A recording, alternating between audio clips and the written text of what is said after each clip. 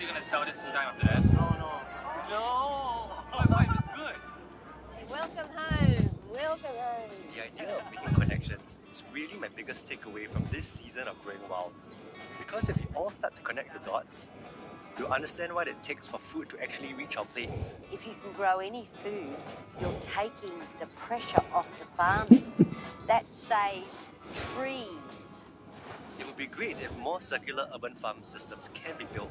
In aquaculture, you have the fish, and you are using the fish poop to fertilize the plants here, which is in the hydroponics. Or if we accept that agriculture with culture is so much more than without it. When they come together to work on something meaningful that enhance their ability to understand ecosystem, ecology, sustainability, food security.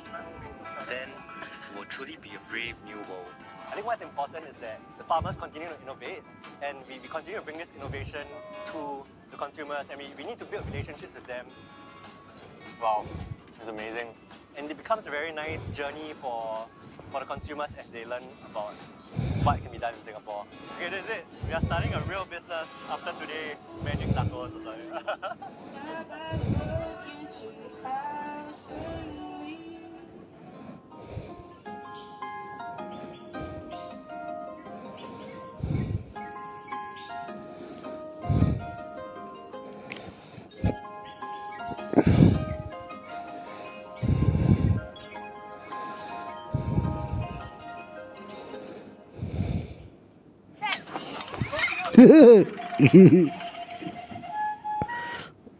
Farming is a journey.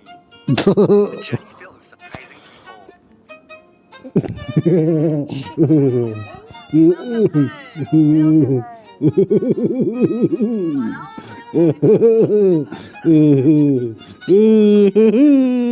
Food and sustainability.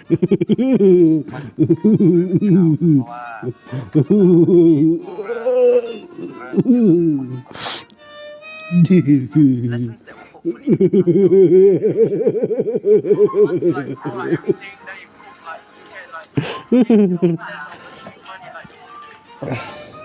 generations that will change the future of farming. So what we're doing is reimagining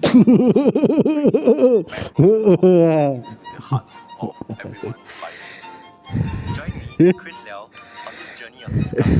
A new season of Growing Wild on demand at CNA.Asia. If you put anything in visual form, you are at risk for cyber attack. The lockdown that scarred a generation.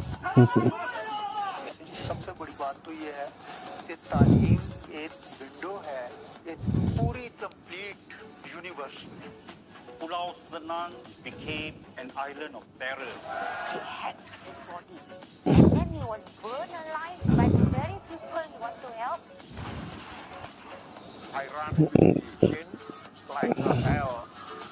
That this is a new world order. Our profession was music, and that profession was not welcome. If you could make almost anything, what would you do with that? We have artificial intelligence, which will tell us which is the best embryo to implant. Over here, tech support needs care.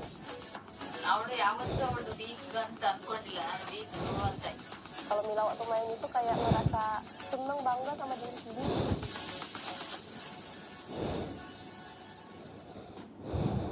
Catch some of these award-winning series all week exclusively on CNA.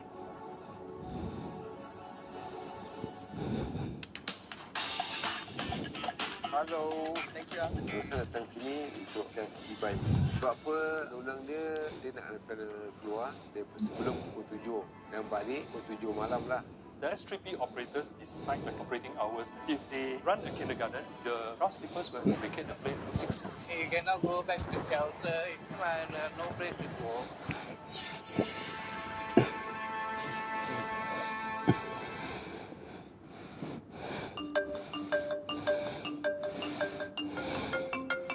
Behind Singapore's culinary offerings, there are more than 48,000 people working to keep the $4 billion food manufacturing business ticking. From staples like bread and noodles to treats like chocolates and ice cream, a wide variety of foods are produced in Singapore. But without raw ingredients from around the world to make these food items, even the humble bread would be impossible. We source raw ingredients from local sources and from overseas sources too. Wheat comes from USA, Canada, and Australia. Flour comes from local millers and millers from Malaysia. Skim milk comes from Australia. Raisins comes from California, USA. Functional ingredients such as lactobacillus comes from Japan. During COVID, what we found was there was definitely a supply shortage, or at least in the delivery of some of the ingredients. But we do keep enough stocks. Some of our stocks can run for 6 months, those that are not so perishable, some from 2 to 3 months. Gardenia makes 200,000 breads and buns daily. Like other local food manufacturers, they were hit hard by the border shutdown with Singapore's neighbor. Over 300,000 Malaysians cross the causeway daily to work in Singapore.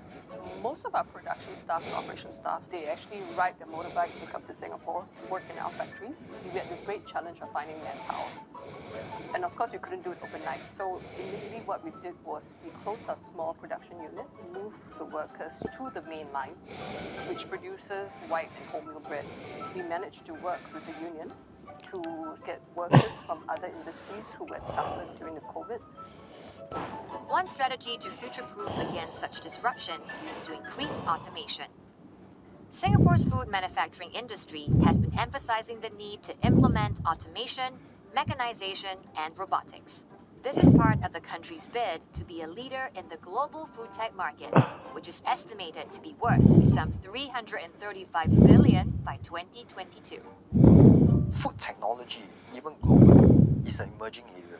There's limited expertise, limited talents, and we have to build these capabilities over time, and also the commercialization skills.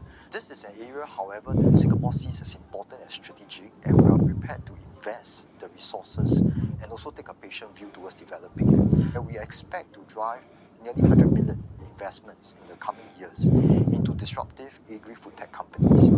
Cell-based milk, 3D food printing, jackfruit meat, cricket protein, lab meat, and so much more.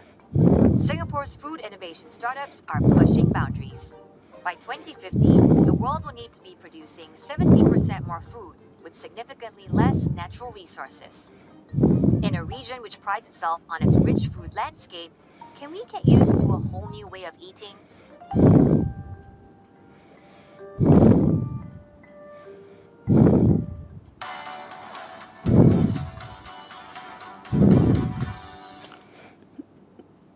This is Asia Tonight. Good evening, I'm Dawn Tan. Tonight's top stories. A landmark move aimed at ramping up support for the Asia-Pacific's battle against climate change. The ADB announces a finance program that could create billions to fund new green projects across the region. Sri Lanka's rocky road to recovery. South Asian nation's foreign minister speaks to CNA, addressing concerns Chinese investments in a Colombo port logistics complex could leave the island more indebted to Beijing. Hong Kong to slash elected seats in local district councils to around 20%. And the city's leader, John Lee, says one of the aims of the overhaul is to advance the goal of patriots administering Hong Kong. Vaping in the crosshairs down under, Australia moves to snuff out e-cigarettes in a major crackdown, with health experts warning of an epidemic as teen use soars. And think bigger. The president of this year's UN climate talks tells summit participants to drastically ramp up their use of renewable energy. Sultan Al Jaber says capacity must triple by 2030.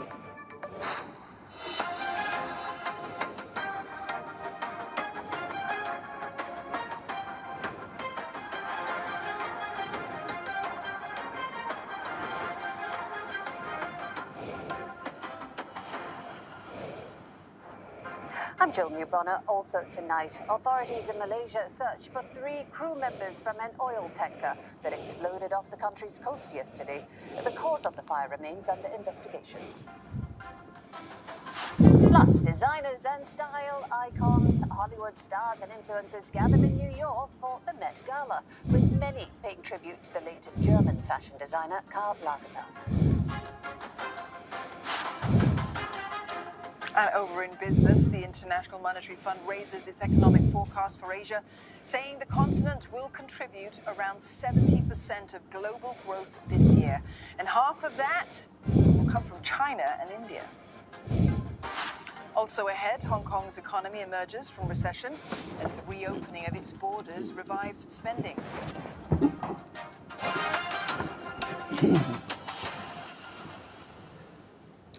South Korea is hosting the annual meeting of the Asia Development Bank this week with thousands of participants, including finance and central bank chiefs. Now, the four-day event is the first face-to-face gathering since the COVID-19 pandemic. The ADB is calling on the so-called ASEAN Plus 3 region, which includes China, Japan, and South Korea, to adopt measures to enhance the attractiveness of the area as a destination for infrastructure investment. CNA's Lim Yun-suk reports.